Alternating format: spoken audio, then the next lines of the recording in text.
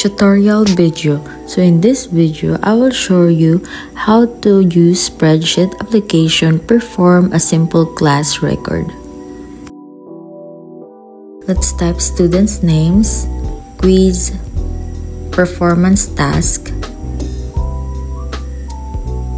project, exam, final grade, remark. For example, 5 female names and then 5 male names.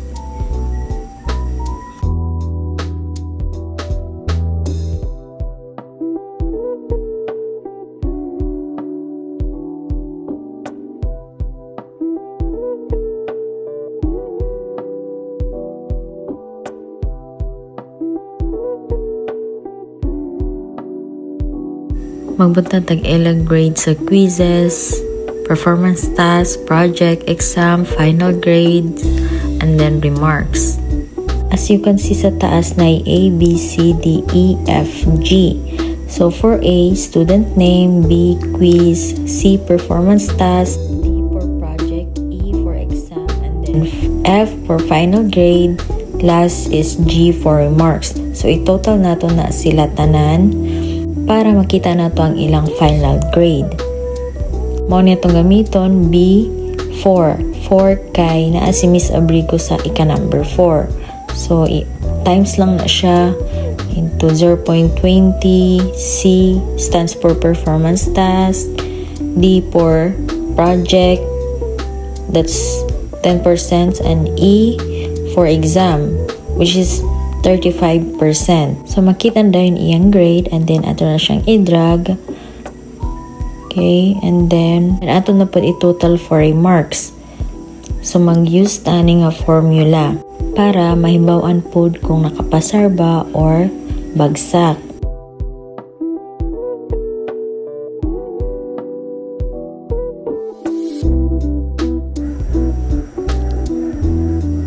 Okay, so makita na dayon nato kung kinsay bagsak or nakapasar. So atong koloran ng color green if nakapass and then red for failed. So dira lang na siya makita. Text contains ibutan na dira pass and then color green. So ida na to siya mag-add tag another for failed. So, i-color red na to na siya.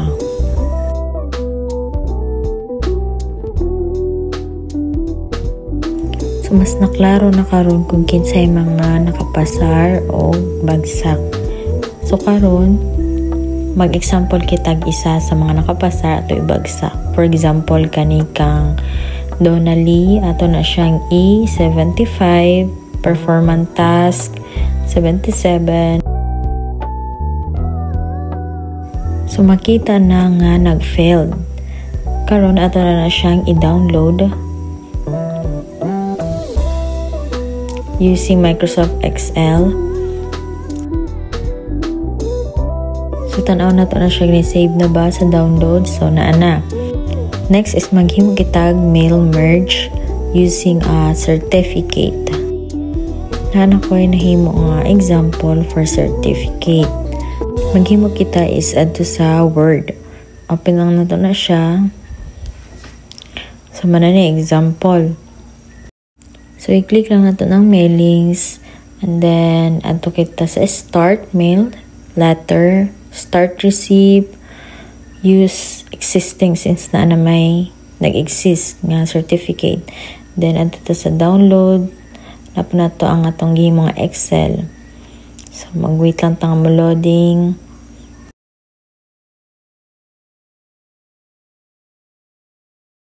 Next is edit receipt list. So, ato nang ipang uncheck ang mga dili student name.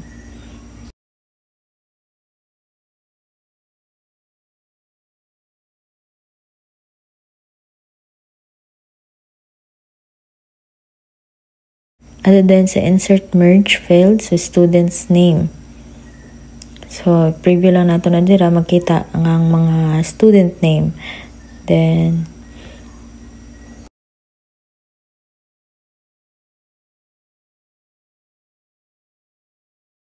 finish and merge. So i-all lang nato na siya kay tanan man atong kinahanglan. Okay.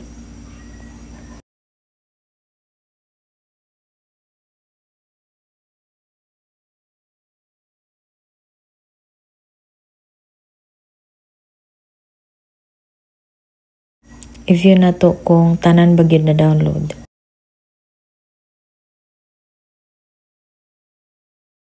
Muna dayon ni ang certificate sa 10 students, for 10 students.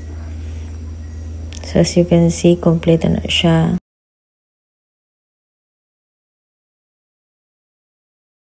Since nakahimo naman ta na anhin na dayon ta sa quiz B using presentation. Mag-example lang tag tuyo ka question. So ato lang na siya designan. Click ng question 1 and then adto ka sa hyperlink.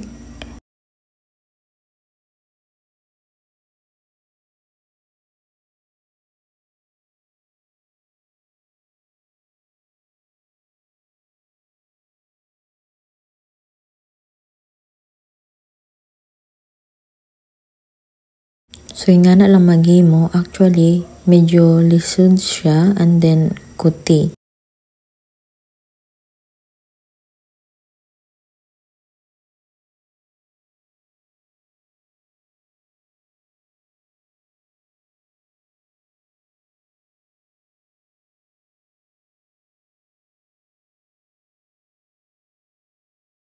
Susubayin lang ninyo ang step by step para makahimo ka mo ng quiz B menu using presentation.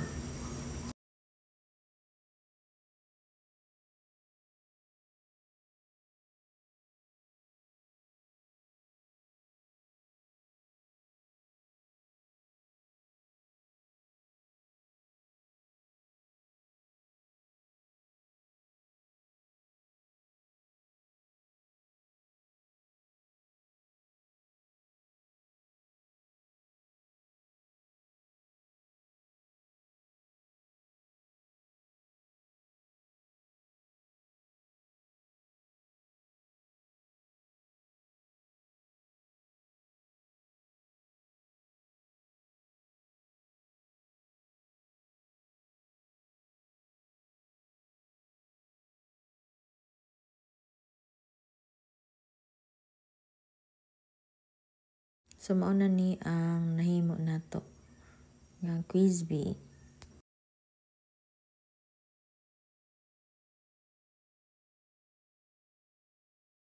So hingana kakuti maghimo ani.